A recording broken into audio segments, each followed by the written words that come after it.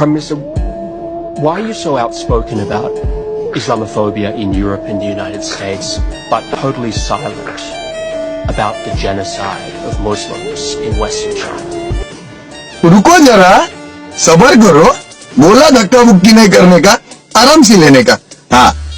How come this is such a big issue in the Western world? I look around the world, what's happening in Palestine, Libya, Somalia, Syria, Afghanistan. Why are the people of Kashmir ignored? It is much more relevant compared to what might be going in Eurotas. 100,000 Kashmiris have been killed. There are 800,000 Indian troops which have literally, it's an open prison in Kashmir. 9 million Kashmiris are put there. Why is that not an issue? So I think it's important.